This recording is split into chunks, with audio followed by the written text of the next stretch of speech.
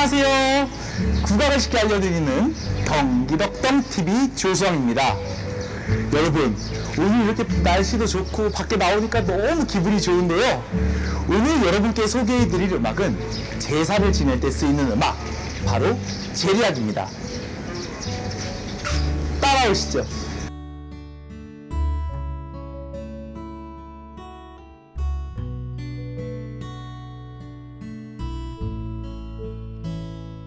역사적으로 우리나라는 예약사상이 바탕이 되었기 때문에 제사를 지낼 때 거의 대부분의 경우에 연주가 병행되었습니다. 즉, 이 음악의 연주마저도 제사의 일부라고 생각했던 거죠. 그 중에서도 현재 국가무형문화재의 제1호로 지정되어 있고, 또 2001년에는 유네스코 세계인류무형문화유산에도 등재된 종묘제리악에 대해 알아볼 텐데요. 오늘은 특별히 제사를 지내는 장소, 즉 종묘에서 시작을 해볼까 합니다.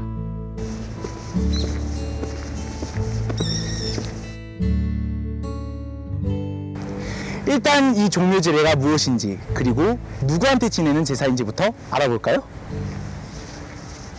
아, 좋다. 종묘제례는 조선의 역대 왕과 왕비, 그리고 더 나아가서는 태조 이성계의 선대인 목조, 익조, 도조, 환조의 비를 모신 사당인 종묘에서 지내는 제사를 말하는데요. 이때 함께 연주되는 음악이 바로 종묘제례악입니다.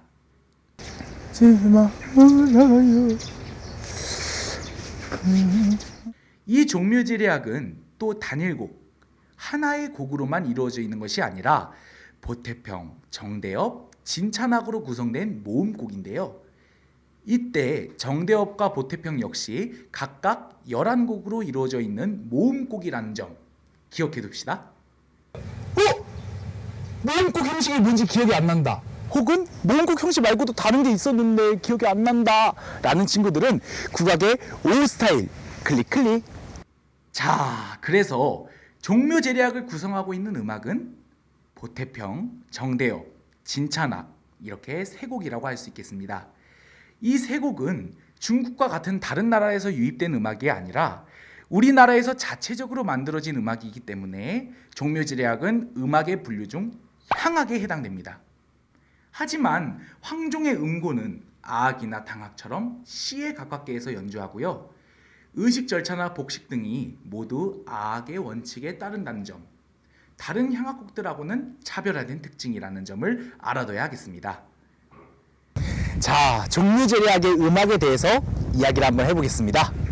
아까도 말했듯이 정대업, 보태평, 진찬악의 세 곡으로 이루어져 있는 종묘제례악은 이중 정대업과 보태평은 조선 세종 때, 그리고 진찬악은 세조 때에 만들어진 음악입니다.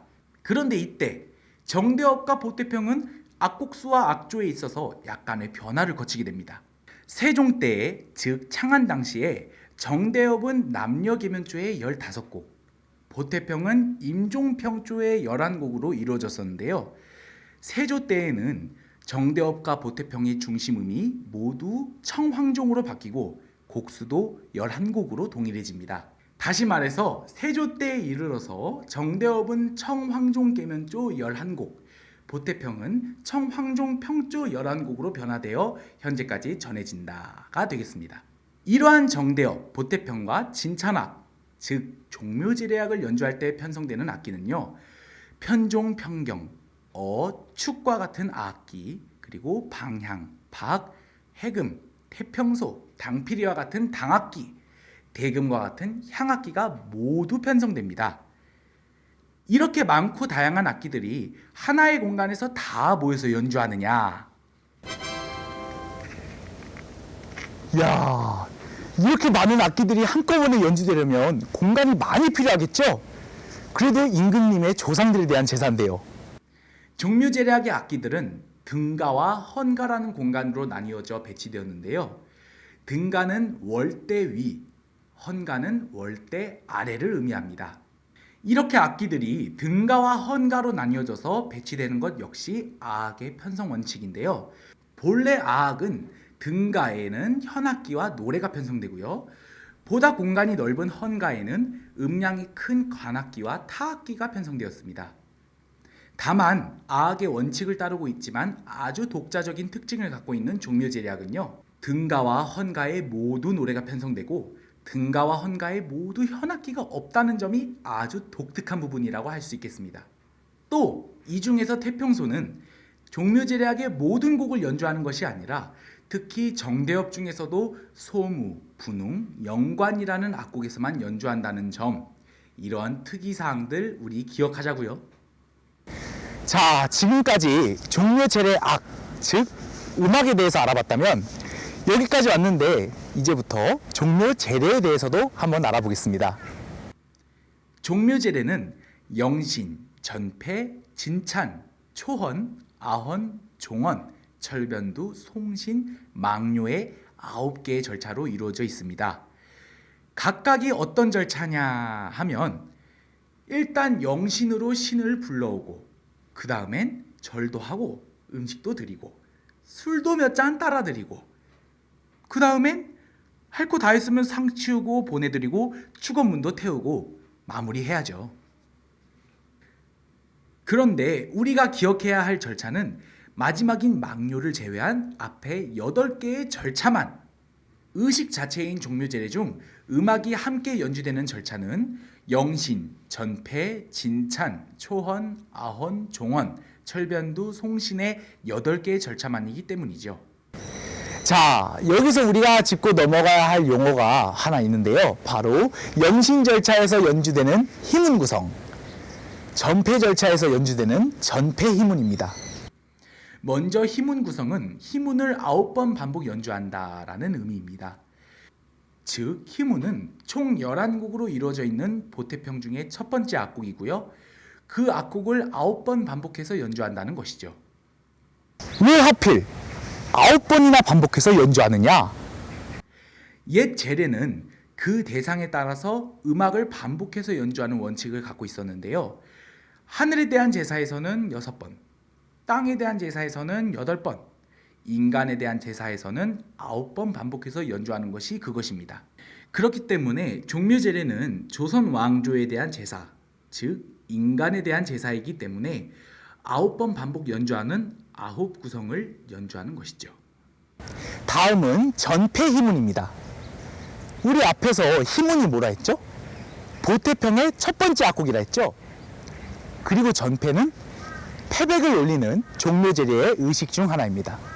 즉 전패희문은 전패 절차에서 연주하는 희문 악곡이다 라고 이해하시면 되겠습니다.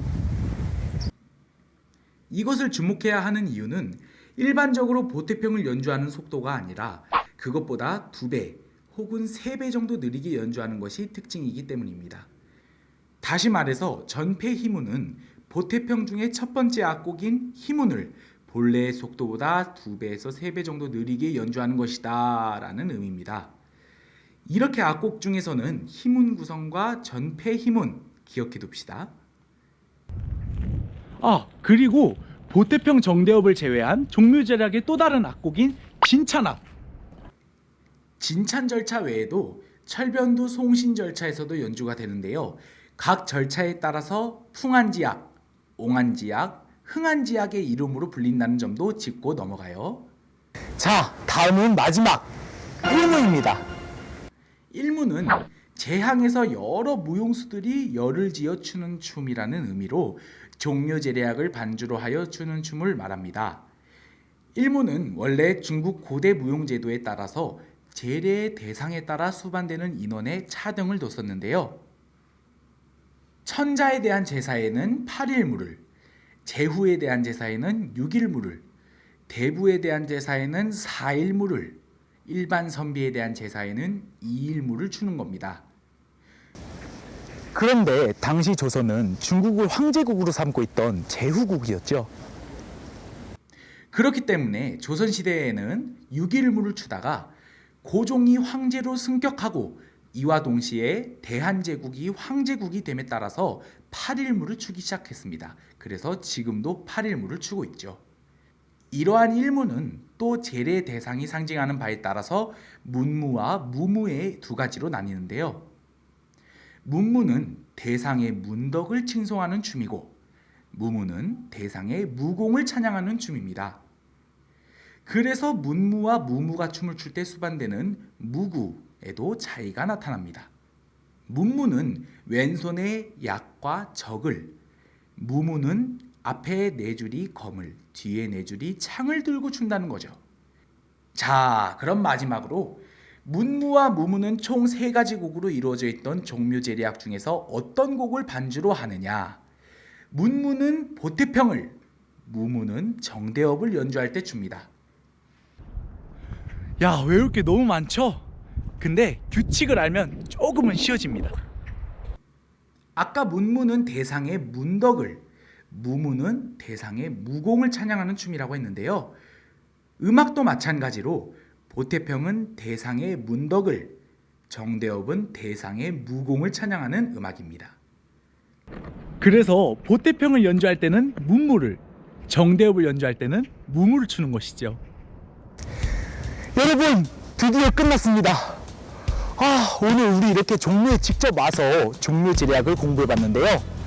너무 양이 많아서 여러분께서 공부하실 때 조금 힘드실 것 같아요. 오늘 우리 배워본 내용을 악기와 관련된 내용, 의식 절차, 일무, 그리고 기본적인 정의까지 이렇게 4가지로 구분해서 공부해보면 조금은 공부할 때 쉽게 하실 수 있을 것 같습니다. 저희 덩기덕TV는 국악 이론을 쉽고 빠르고 간편하게 알려드리겠습니다. 오늘도 흥이 가득하세요. 덩기덕, 덩기덕.